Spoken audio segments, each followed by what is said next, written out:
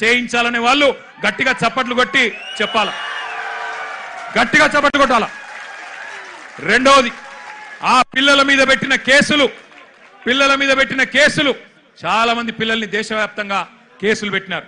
బేషరతుగా పిల్లలకు క్షమాపణ చెప్పి కేసులు వెంటనే ఎత్తేయాలని చెప్పి గట్టిగా చప్పట్లతో మరి కేంద్ర ప్రభుత్వాన్ని డిమాండ్ చేద్దాం. ఇంకొద్ది గట్టి కొట్టాల చప్పట్లు. పిల్లల మీద పెట్టిన కేసులు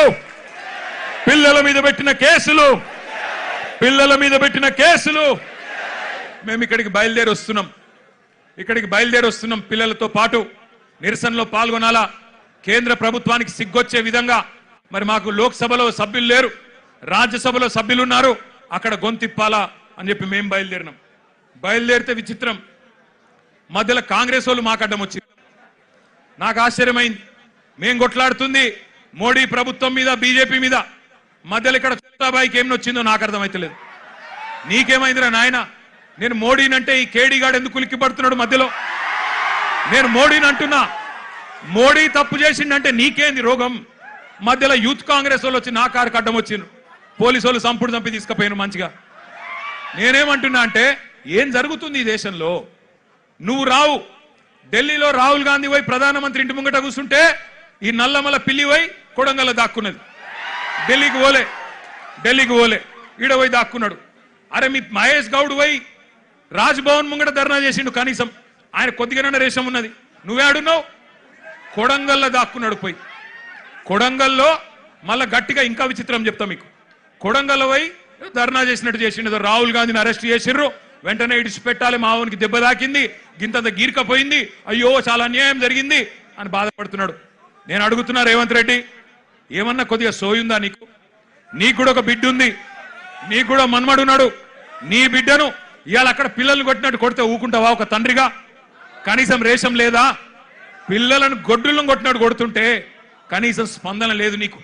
ఢిల్లీ దాకా పోయి మరి మీ నాయకుడితో కూర్చునే ధైర్యం కూడా లేదు నీకు.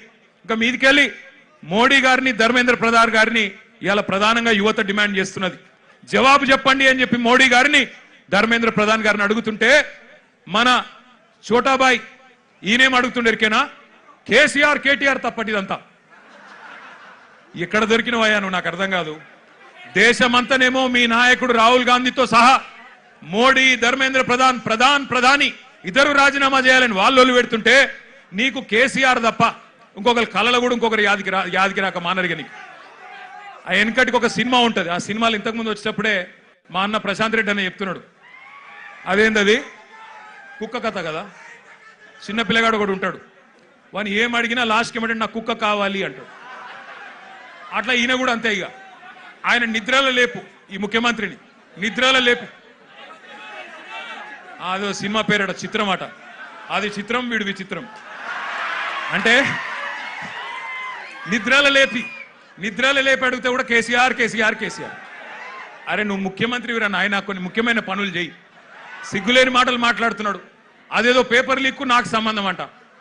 మోకాలకు బోడిగుండికి ముడిపెట్టుడంటే ఇదే. నేను చెప్పిన, అయ్యా రేవంత్ రెడ్డి, నీకేమన్నా సిగ్గు శరం ఉంటే నువ్వు చెప్పిన లేదా? లేనోనికి ఏం చెప్తామంటారా?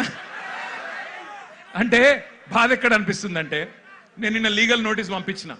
ఒరే నువ్వేదో మాట్లాడినావు, నిజంగా నీ దగ్గర ఏమన్నా రుజువు ఉంటే చూపెట్టరా అయ్యా. చూపెడితే నిజంగా రుజువు చేస్తే ఇదే ఇందిరా పార్క్ కాడ ఇగో ఇదే పిల్లల మధ్యన అవసరమైతే నన్ను ఉరిది కానీ ఇష్టం వచ్చినట్టు మాట్లాడి పిల్లల మనసులు మలినం చేయకు. లేనిపోని బదనాములు పెట్టి రాజకీయంగా సలిమంటలు కాచుకునే ప్రయత్నం చేయకు. నీకు చేత కాదు, దమ్ము లేదు. ఢిల్లీకి పోయి మోడీని ఎదిరించే దమ్ము నీకు లేదు. ఎందుకు? నీకు భయం.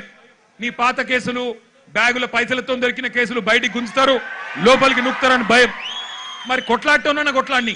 మాకు దమ్ముంది, తెలంగాణ తెచ్చినోళ్ళం, ఢిల్లీ మెడలు వంచినోళ్ళం, మాకు దమ్ముంది. అవసరమైతే ఢిల్లీకి పోయి గల్లా బట్టి అడిగే దమ్ము మాకుంది, నీకు లేదు.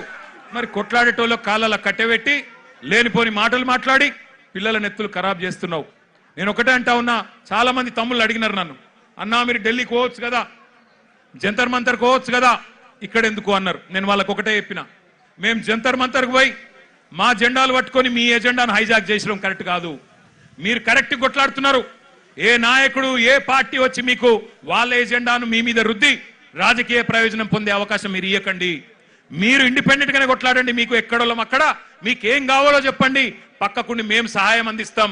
మీకు అవసరం పడితే కేసులు అయితే కొట్లాడతాం, ఎక్కడి దాకంటే అక్కడ కొట్లాడతాం, పార్లమెంట్లో కొట్లాడతాం, అసెంబ్లీలో కొట్లాడతాం, శాసన మండలిలో కొట్లాడతాం.